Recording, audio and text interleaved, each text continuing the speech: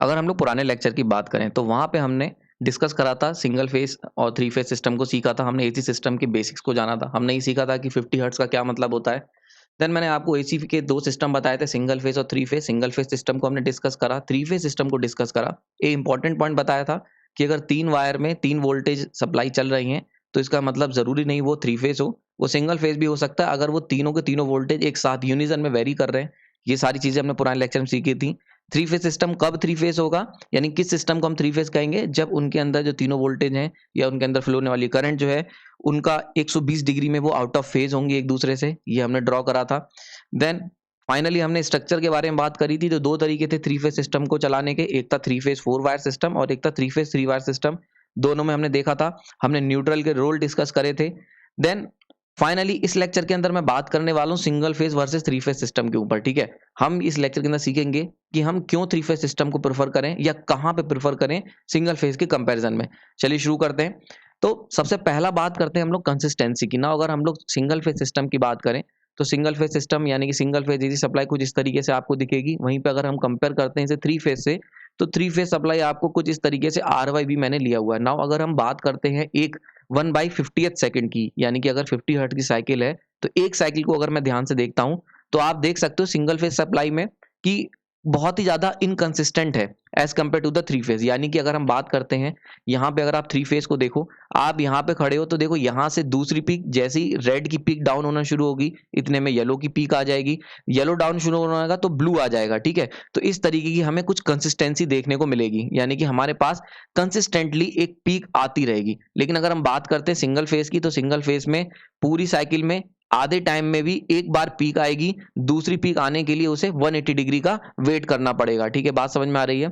180 degree नहीं, 360 degree, sorry. यहाँ से यहाँ तक 180 हुआ, देन यहाँ पे 360। तो ये वेव जब ऊपर जाएगी वापस, तो आपको दो पीक्स, अगर आपको पीक्स चाहिए तो आपको कितना वेट करना पड़ेगा? आपको 360 डिग्री का वेट करना पड़ेगा।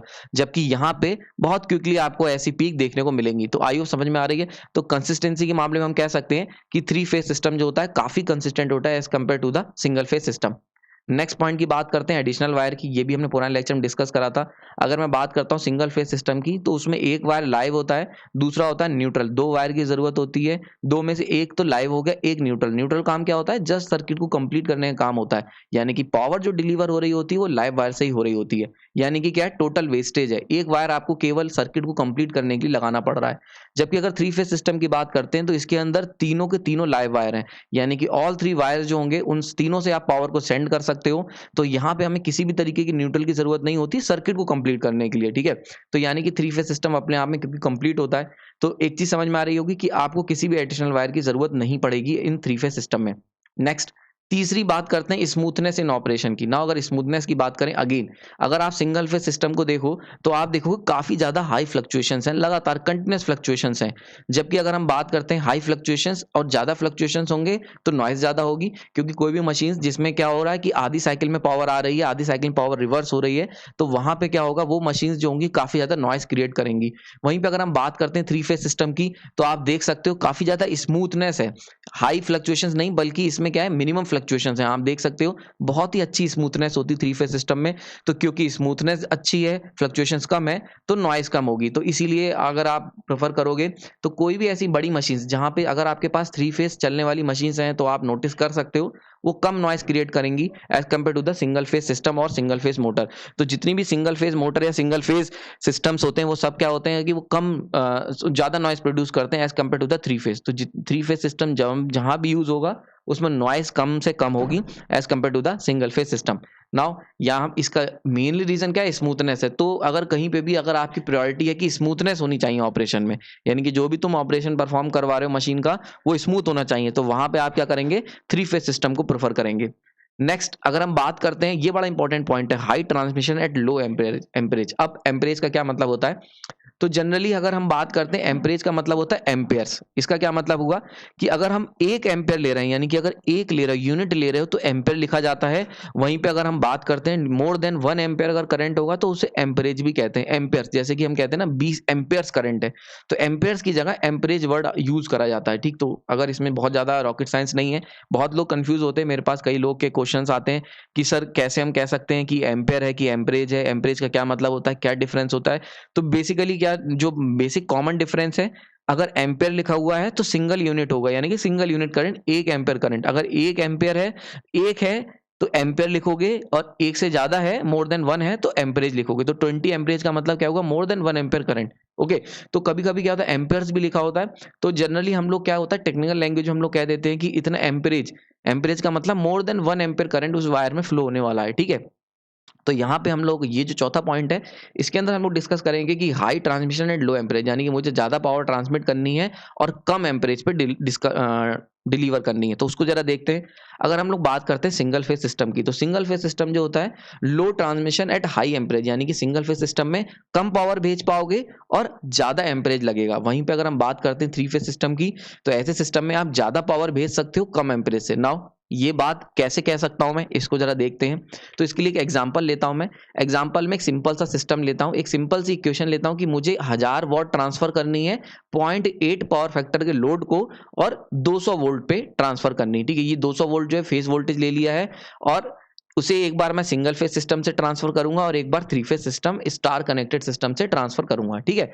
अब देखते हैं कहानी क्या होती है। तो सबसे पहले हम लोग सिंगल फेज सिस्टम की अगर बात कर लेते हैं, P equal to V I cos phi. Now यहां से अगर मैं निकालने की कोशिश करूं कि कितना करंट लगेगा, ऐसा करने के लिए सिंगल फेज सिस्टम से ये सब पावर 1000 वॉट भेजने के लिए सिंपली हमने इसको डिवाइड कर दिया क्रॉस मल्टीप्लाई करके, और यहां से मेरे पास निकल के आया 6.25 एम्पेयर करंट। यानी कि आप कैलकुलेटर में कर सकते हो, अगर हम लोग 1000 वॉट को भेजना चाहते हैं 200 के फेज वोल्टेज पे 0.8 पावर फैक्टर के लोड पर, तो हमें क्या होगा 6.25 एम्परेज की जरूरत पड़ेगी।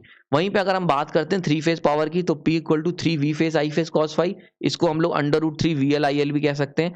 पर अगेन क्योंकि ये क्या है, यहाँ पे हम लोग बात कर रहे हैं स्टार कनेक्शन की, तो वहां से हम लोग सिंपली इस तरीके से इस इक्वेशन को लिख सकते हैं, ठीक है। क्लियर हो गया यहाँ पे। तो P equal to 3 V phase I phase cos phi, clear हो गया यहाँ पे, इसमें कोई डाउट नहीं होना चाहिए, ठीक है। तो यहां से हम लोग ये चीज देख सकते हैं, हमारे पास एकदम क्लियर है। नाउ अगर हम बात करते हैं यहाँ पे, यहां से अगर यानी कि मैं थ्री फेज करंट की निकालने की कोशिश करूंगा, तो 1000 डिवाइड बाई, इस तरीके से हम डिवाइड करेंगे, और मेरे पास जो वैल्यू निकल के आएगी 2.08 एम्पेयर की वैल्यू निकल के आई। इसका क्या मतलब हुआ कि अगर सेम 1000 वॉट को ट्रांसफर करने के लिए अगर एम्परेज की बात करते हैं, तो सिंगल फेज सिस्टम में ज्यादा एम्परेज करंट लगेगा as compare to the three phase system. Now तो मैं लिख सकता हूं यहाँ पे थ्री फेज सिस्टम में सेम 1000 वॉट को ट्रांसफर करने के लिए लो एम्परेज की जरूरत पड़ेगी, जबकि अगर हम बात करते हैं सिंगल फेज की, तो वहां पे हाई एम्परेज जरूरत पड़ेगी, ठीक। तो इसको कंक्लूजन लिख देता हूं यहाँ पे, आपके लिए इजी हो जाएगा। अगर कंक्लूजन की बात करें, 1000 वॉट ट्रांसफर करने के लिए 2.08 एम्परेज की जरूरत पड़ेगी थ्री फेज सिस्टम में, वहीं पे 6.25 एम्परेज करंट की जरूरत पड़ेगी सिंगल फेज सिस्टम में। आई होप समझ में आ रहा होगा।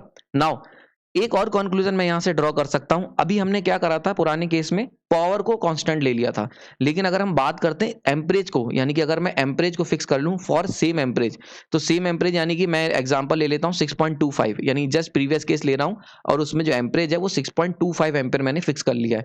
तो ऐसे केस में हम कह सकते हैं कि थ्री फेज सिस्टम ज्यादा पावर ट्रांसफर करेगा, कितनी, 3000 वॉट। आप रख के देख सकते हो, P equal to 3 V phase I phase cos phi में, आई फेज जब आप रखोगे 6.25 एम्पेयर, तो वहां से आपको क्लियर हो जाएगा।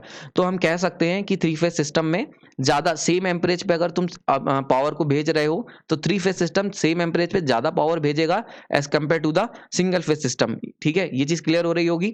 तो यहां से हम कह सकते हैं कि जब कम एम्परेज यानी कि सेम एम्परेज पे ज्यादा पावर आप थ्री फेज सिस्टम से भेज सकते हो, तो इसकी पावर डेंसिटी काफी ज्यादा हाई होगी as compare to the single phase system. तो यहां से एक और पॉइंट निकाल सकते हो आप लोग, एक डिफरेंसेस निकाल सकते हो कि थ्री फेज सिस्टम जो होता है उसकी पावर डेंसिटी ज्यादा होती है as compare to the single phase system. Power density का यहाँ पे क्या मतलब है कि सेम एम्परेज पे ज्यादा पावर कैपेबिलिटी होती है भेजने की या ट्रांसफर करने की थ्री फेज सिस्टम में as compare to the single phase system. Now fifth point पे चलते हैं, इकोनॉमिक ऑपरेशन। इकोनॉमिक ऑपरेशन, इसको जरा बहुत ध्यान से समझते हैं। कॉस्ट, इकोनॉमिक से मतलब होता है हमारा कॉस्ट। नाउ अगर हम पावर सिस्टम में कॉस्ट की बात करें, तो मेनली जो कॉस्ट होती है पावर ट्रांसफर में, वो कॉपर वायर में लगती है, यानी कि कितना तुमने कॉपर का इस्तेमाल कर रहे हो वायर बनाने में। अब कॉपर कितना इस्तेमाल होगा, यानी कि ये डिपेंड करेगा कितना क्रॉस सेक्शनल एरिया है उस वायर का, कितना मोटा वायर लिया है, और ये डिपेंड करेगा एम्परेज पे, क्योंकि हम जानते हैं कि वोल्टेज जो होता है उसके बेसिस पे इंसुलेटर की थिकनेस डिसाइड होती है, और करंट के बेसिस पे वायर की थिकनेस, ठीक है। तो अगर हम मान लेते हैं हमारे पास कॉस्ट, यानी कि जितना ज्यादा एम्परेज होगा उतना ज्यादा कॉपर जरूरत होगी, उतना ज्यादा थिक वायर आपको लेना पड़ेगा। तो एम्परेज की अगर बात कर लें, थ्री फेज सिस्टम में लो एम्परेज होगा, ठीक है। वहीं पे अगर सिंगल फेज सिस्टम की बात कर लेते हैं, तो वहां पे हमने देखा हाई एम्परेज वोल्टेज, यानी कि हमें ज़्यादा करंट डील करना पड़ेगा सिंगल फेज सिस्टम में। तो हम यहाँ से सिंपली कह सकते हैं कि 3 फेज सिस्टम में इकोनॉमिकल ऑपरेशन हमें मिलेगा। क्यों? क्योंकि 3 फेज सिस्टम में अभी हमने पीछे भी केस देखा था, 1000 वॉट भेजने के लिए केवल 2.0 समथिंग एम्पेयर की ज़रूरत पड़ रही थी। तो क्योंकि कम करंट होगा, कम करंट अगर है तो आपको कम यानी कि थिन वायर से काम चल जाएगा, और थिन वायर से काम चलाओगे तो कॉपर बचेगा तो कॉस्ट बचेगी। तो यहाँ से पाँचों पॉइंट एकदम क्लियर हो गया होगा, यानी कि 3 फेज सिस्टम जो है वो तुम्हें इकोनॉमिक ऑपरेशन की फैसिलिटी देता है। नाउ फाइनली अगर मैं कंक्लूड करूं, यानी कि एक लाइन में अगर सम अप करूं, तो मैं कह सकता हूं 3 फेज सिस्टम, यानी कि अगर आप 3 फेज पावर ट्रांसमिशन करते हो तो वो फार इकोनॉमिकल है, काफ़ी इकोनॉमिकल है, काफ़ी डेंसर है, काफ़ी स्मूथ और काफ़ी कंसिस्टेंट पावर देगा as compare to the single phase system. यानी कि अगर तुमसे कहा जाए कि एक लाइन में कंपेयर कर दो, तो एक लाइन में हम कह सकते हैं कि 3 फेज पावर जो ट्रांसमिट होगी वो काफ़ी ज़्यादा इकोनॉमिकल होगी, हायर पावर डेंसिटी पे होगी, काफ़ी स्मूथ होगी और कंसिस्टेंट होगी in comparison to the single phase system. ठीक, यहाँ पे इस लेक्चर को मैं खत्म करता हूँ। आई होप ये लेक्चर आपको समझ में आया होगा। अगर इस लेक्चर में आपने कोई भी चीज़ नहीं सीखी तो कमेंट बॉक्स में बता सकते हैं। आपके मन में जो भी डाउट्स हैं इस लेक्चर को लेके वो भी कमेंट सेक्शन बता सकते हैं। मुझे अगर वो डाउट इंटरेस्टिंग लगेंगे तो मैं उसके ऊपर वीडियो बना के आपकी हेल्प करूंगा।